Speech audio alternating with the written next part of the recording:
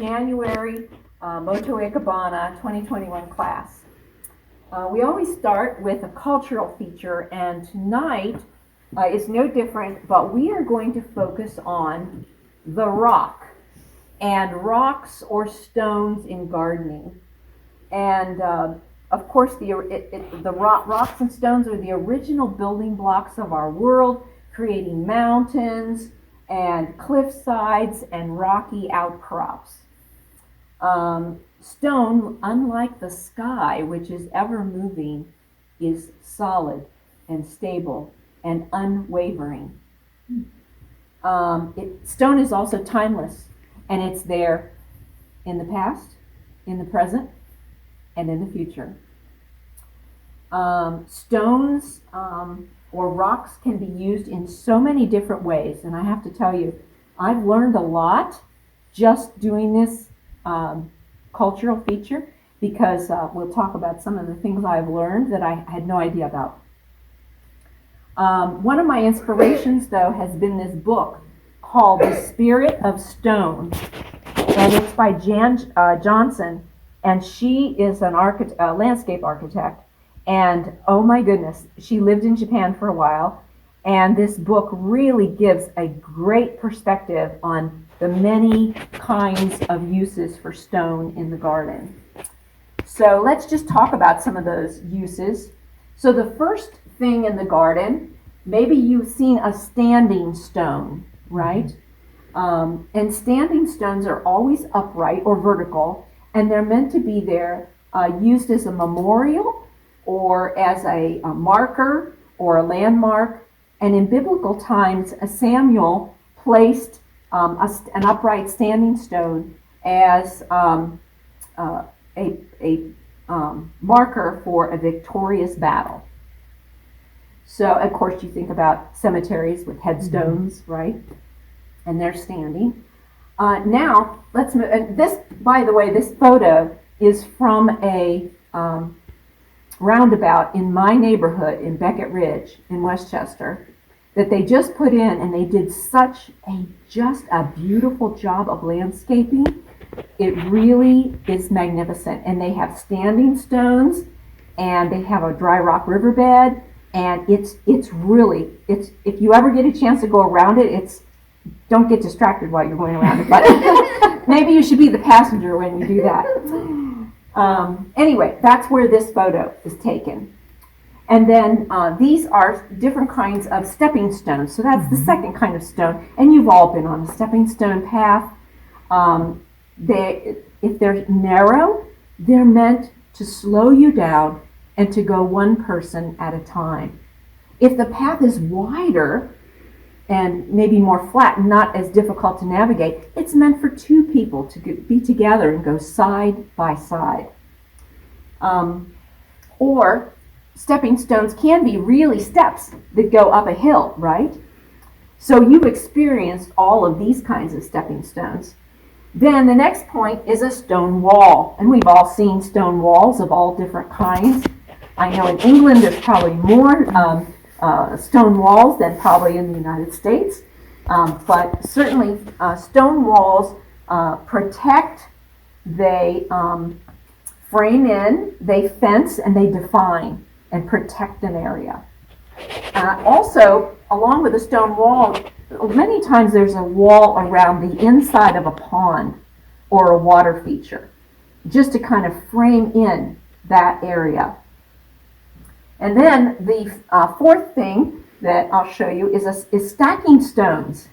Now, I've never really paid attention to stacking stones until recently, and a lot of the roundabouts in my neighborhood, somebody is going there and stacking up stones, a couple stacks of stones there. And they're usually more smooth and rounded.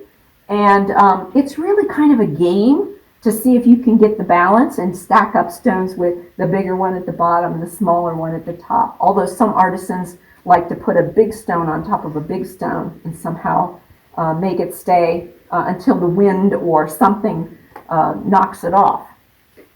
But in national parks these days, they are suggesting do not do that because there are so many animals that like to live under rocks. And so you shouldn't be doing it just any old place. If you're in your own garden, you may go ahead and stack some stones, especially if they're nice and smooth, okay? So those stones are from my garden, and they're 3, and I thought, and just like those stacking stones with 6 high, you can go as high as you like.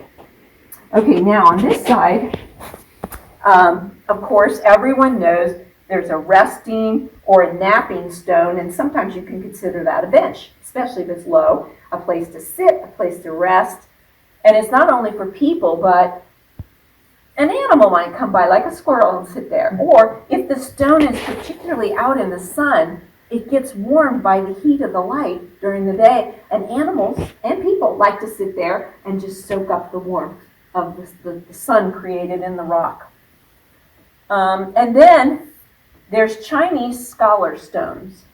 Now, I visited Beijing, and I did go to see a place where they had a garden with nothing but scholar stones.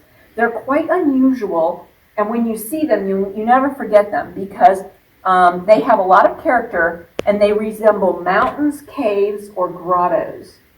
And the thing that they're looking for in these particular scholar stones are that they are gnarled, which is a good word to represent them. They have a lot of holes in them, and they're judged for their thinness, their openness, and their perforations, as well as their wrinkling quality. So that's an interesting stone, Chinese stones, scholar stones. Then the last one I want to talk about, which I had no idea I was going to go down this rabbit hole, but in doing this study, Japanese viewing stones are called Suiseki. The word, if you break it down, sui means water and seki means stone. And these are stones that have been kind of sculpted by water over time. And they're really prized for their natural shape and their beauty. Look at this one, this example here. It looks like a mountain scenery, right? Mm-hmm. And they're usually in more miniature so that you can collect them. Well, there's a gentleman I got on YouTube, of course, and in 2018, you can look up this YouTube tour of a collector. His name is Thomas Elias, S. Elias, and he even has a website. The address is www.vsana.org, and that stands for Viewing Stone Association of North America. Who knew?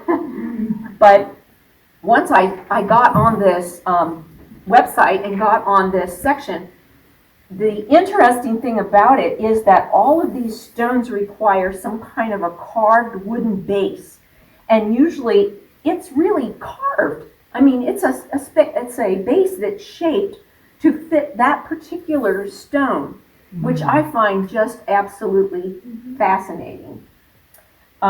Just an aside, one of my students brought to class like a quartz stone, and she bought it for this class at a fish aquarium store.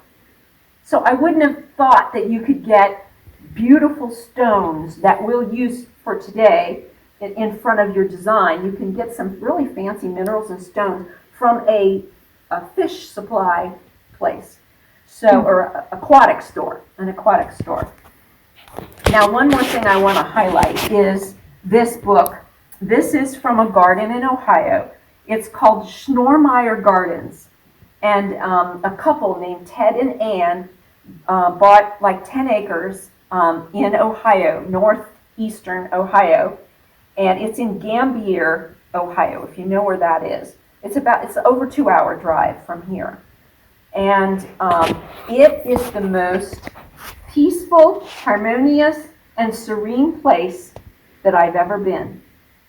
And they've created ponds, waterfalls, woodland gardens, Japanese gardens, Chinese gardens, with architecture as well, with tea houses and all kinds of buildings. And they have built for themselves a Frank Lloyd Wright house with a beautiful lake in front of it. And you can't tour that. That's their private residence. But they usually open their gardens once a year. And I would recommend that you get online and go to Schnormeyer Gardens. I think it's just schnormeyergardens.org. And you can find a video of their home and their gardens. And yeah, schnorrmeiergardens.org, and that's spelled SCHNORMEIER gardens.org. So highly recommend this. They only open their gardens once a year in June, and I think it's just for a week. But I'm sure if you get on their website, you can find out the date. And I highly recommend you check it out because it's really, it is really a peaceful and glorious place to go. And they have the most beautiful collection of rocks in their garden that is spectacular. So highly recommend it. Cute, aren't they? Mm-hmm. Yeah. I have like 4 sets. Cows. Oh my God. They only, of course, New Year's, an animal only comes around every 12 years. Yeah. So, anyway. All right, well, tonight, or today, we are going to work with white gladiolas. Aren't they pretty? Mm-hmm. Now, on your gladiolas, you might find like a little squiggly thing at the top that looks kind of flat like a crab claw. You're going to want to take that off because that takes the strength away from the blooms opening up. So just give it a snap it off, and make sure that there's a bud right at the top so it looks natural. You're going to pick the one that has the most blooms or the most color, and that's going to be your heaven line. Now, I don't really care how tall you make it, except you don't want it to be so gangly that it's going to fall over easily. We're putting our design today in a small, like a Pyrex dish kind of a size with the kenzan inside, just so that we can put our rocks in the front and hide. Now, if you have a bigger bowl, you can put some of your rocks on the bowl or in the bowl. And everybody had a different take on the rocks. But I have a whole bunch of rocks up here that you're welcome to borrow for our photo shoot time. So once you get the heaven line in, then you're going to measure the man. And the man should be about 3/4 of the height of heaven. So we are made in God's image, but we're not God, even though sometimes we like to be in control. Then we have these beautiful, glorious Hypericum berries, and they're really voluptuous. They're nice and large, and you're going to want to put them in just under even 1/3 or to 1/2 to 1/3, less than half, more like 1/3 in height. And then you're going to stagger those heights and make a triangle in your design based on your gladiolas. Now the gladiolas may curve a different direction, and you may have to reverse this design because your heaven line wants to go the other way. Then you're going to, when you cut your glads, back to the glads, when you cut your glads, you might have a somewhat large stem left over. Don't throw it away, save it, and you're going to kind of splint these tall pieces, and don't worry about them being tall. Just put them in there and cut to help stabilize the heaven line so that it doesn't fall over. Then you'll get your Hypericum berries in, and you can tell the front or the back of the berry by if you're seeing the calyx underneath. So you want to have, even though this is in the back, it's looking at the front of the berry, not the back of the berry. Then we're going to use white pine. And white pine is one of the 3 friends of winter. Now, we have done arrangements where we've done 3 plants like pine, bamboo, and plum, only I think we had to use quince because plum is never available, as far as I know. It could be probably very expensive. But we're focusing, in the next 3 months, we're going to focus on just either the feature being one of those 3 friends of winter. So today is the white pine. And you're going to cut it. Now, some people might have a bunch. When you pick your bunch, it might have very straight, tall pine in it. And that's okay. You can work that in, but just remember that the tallest piece should not be any more than half or below the height of this. And lower is fine, especially if your pine wants to cascade. Be sure that you don't make a star or a square out of your pine coming out. What you want to do is either create a line through or create a triangle. that frames in your gladiolas. I would recommend working with your rock so that you're working your design in with the rocks you plan to use in the arrangement. And then it's fine to cascade some of these beautiful pine right over the rock that you have. The last item that you have will be a lily grass, and you'll have 5 lily grasses. These were exceptionally long.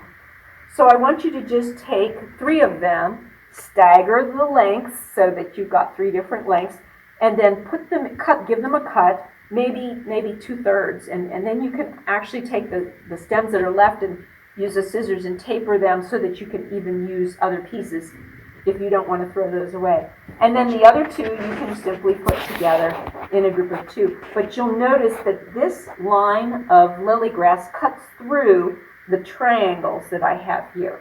So this is my triangle from here to here to here, and these lily grass cut right through the design.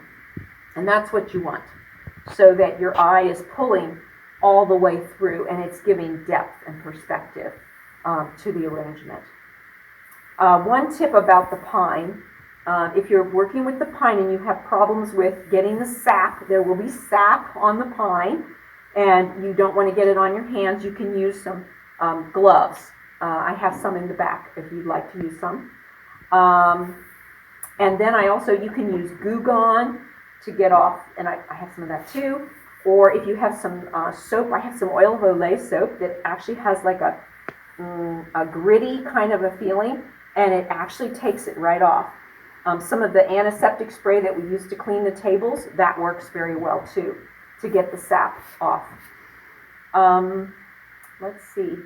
I think that is all the hints that I have for the design for today.